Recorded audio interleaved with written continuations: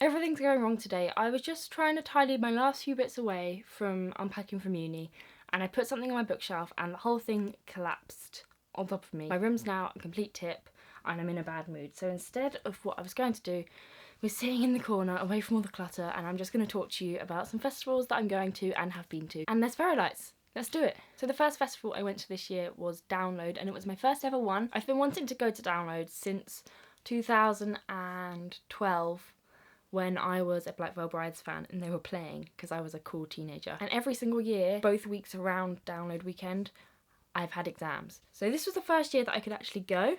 Oops. The highlight of the weekend for me was definitely Creeper, who are getting massive. They're from Southampton, so I felt like I had to go check them out, and I just had a really great time. There was a lot of emo-ness, and I love their logo. I have a thing for graphic design, so if a band's got a good graphic design, they've kind of drawn me in and they've won me already. Who else did I really enjoy? I was really excited for Steel Panther, but I thought they were a bit meh. Obviously, morally, meh, yeah, but also their performance was kind of subpar. I really enjoyed A Day to Remember. I really enjoyed Biffy Clyro, actually. Fear Surveillance, Sleeping with Sirens, I wasn't going to see, but I did go, and I'm glad I did, because it was like reliving my early teenage years, and they were both actually they were solid performances, and I've seen them both before at Reading. Surprisingly, with a heavier crowd, they seemed to work better. You wouldn't have thought that for Sleeping with Sirens, but yeah, they were much better at Download than they were at Reading. Next, weekend that's just finished, just gone, I was working at Love Supreme again. I've talked about Love Supreme before. I think, yeah, I've got a vlog actually. This was my 4th year working there, doing the same job as normal, which is artist accreditation, giving out wristbands to artists. If you don't know, Love Supreme is a jazz festival sort of towards Brighton way, and it's really cool and very chilled. It's a very different atmosphere to the festivals that I normally go to as a punter, because it's full of adults. It's a strange one because I don't go to jazz festivals, so I don't know if it's specifically Love Supreme or whether it's that kind of music, because for me, as someone who doesn't really know anything about jazz, I like listening to it in the background. It's not something you get involved in. I've never seen a pit at Love Supreme, surprisingly. So I was working 8 until 4, and then the evenings, I actually only went on the Saturday to see music, but I had the evenings off. And on the Saturday, the Jacksons were headlining. Everybody I've told about this doesn't care, except for my mum. But when I was in year 8, 9, and 10, I was the biggest Michael Jackson obsessive in the world. So for me, seeing the Jacksons in real life, seeing a Jackson in front of me, I don't think I will ever get to see them again. I don't know how much longer they're going to go on touring. It still feels very surreal to me, that someone who shares the same genes as Michael Jackson has stood in front of me. I didn't actually meet them. I was speaking to their tour manager when I did their accred, but I did really enjoy their set. But if I wasn't a huge fan of the Jacksons, I probably wouldn't have. They didn't really play anything that wasn't to do with Michael. They played all the early Jackson 5 stuff, and then they played Michael Jackson songs. I can't complain because I enjoyed it, but it did feel a bit strange and staged, and they were just doing it because they knew the crowd would love it. Even if they didn't, the sort of vibe that festival has is just, it doesn't matter if you don't know the music, because you just enjoy the sound and you go along with it. But yeah, I really, really enjoyed that night and had a great time regardless of any sort of inner critical things that I was thinking. And the other highlight from Love Supreme was Corinne Bailey Rae.